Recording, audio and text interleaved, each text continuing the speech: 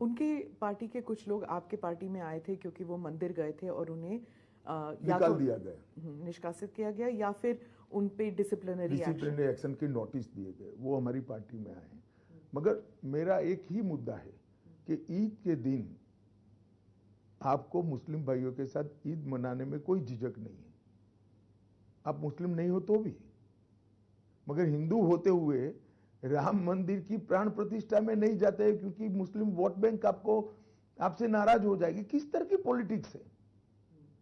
आप अपनी खुद की आइडेंटिटी के साथ छल कर रहे हैं।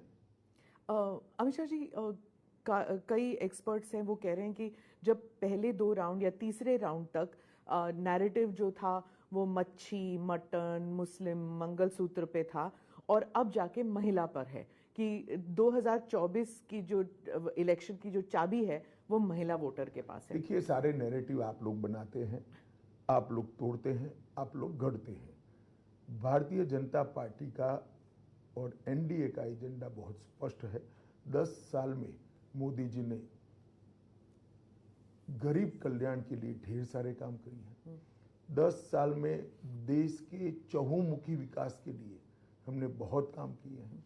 10 साल में देश सुरक्षित हुआ है, 10 साल में देश समृद्ध हुआ है, और 10 साल में ढेर सारी जिद्दी टाइप की समस्याओं से देश को निजात मिली है। और यही हमारे इलेक्शन का एजेंडा है कि भारत का गौरव पूरी दुनिया में बढ़ा है, और वो मोदी जी के एफर्ट्स के कारण, उनकी क्षमता के कारण, उनकी संवेदनशीलता के कारण और एजेंडा को नीचे तक पहुंचाने के इनके स्वभाव के कारण हुआ है। पर ये सिर्फ नैरेटिव की बात नहीं है, जो फर्स्ट 2-3 राउंड्स की बात है, वहां पर महिला वोटर्स जो हैं, बहुत से लोग कह रहे हैं कि महिला वोटर्स जो हैं वो अपने पुरुष वोटर्स के संख्या में ज्यादा आए हैं, और फिर जो पहले जो करते थे, जो पुरुष फैमिली के किसी सदस्य ने कह दिया कि यहाँ वोट डालना है, उस हिसाब से नहीं कर रहे, उनका अपना मन है। नहीं तो अगर ऐसा है तो अच्छी ही बात है।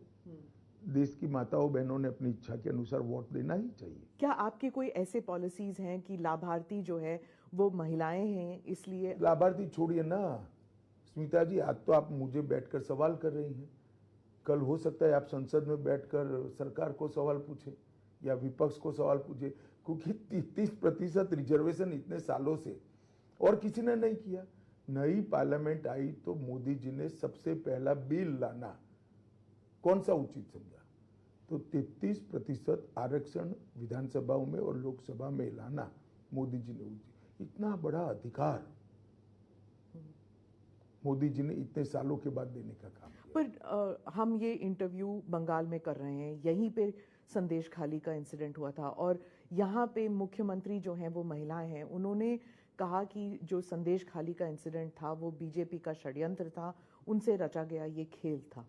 देखिए, मैं कई बार बता चुका हूँ, ममता बनर्जी जी ने अपनी कार्यशैली डेवलप की है।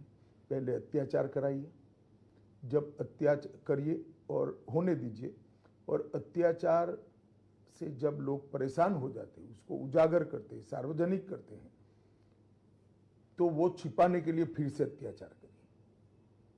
संदेश खाली इसका क्लासिक एग्जाम्पल है। एक महिला मुख्यमंत्री के नाक के नीचे धर्म के आधार पर ढेर सारे महिलाओं के साथ दुष्कर्म होता है और वो चुप बैठी है। हाईकोर्ट को इंटरवीन करना पड़ता है दोषियों को पकड़ने के लिए, उसके बाद भी जांच ठीक से नहीं होती है तो सीबीआई को हाईकोर्ट देती है।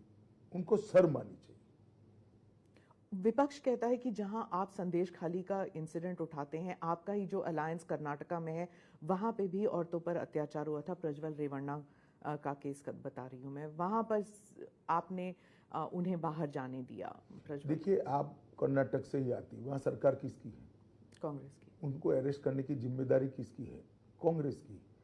मेरा बहुत स्पष्ट मत है कि कांग्रेस के डिप्टी सीएम वोकलिगा जाति से आते हैं, डीके शिव कुमार। उन्होंने वोकलिगा वोट बैंक बेल्ट का वोटिंग होने तक इनको हाथ नहीं लगाया और अपनी वोकलिगा वोट बैंक को प्रोटेक्ट करने के लिए उनको जाने दिया है।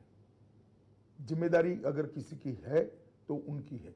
जैसे ही घटना बाहर आई, मेरी पार्टी की ओर से मैंने ही स्पष्ट किया था, भले हमारे एलआई हो, कठोर से कठोर कदम उठाना चाहिए, या तो वो सीबीआई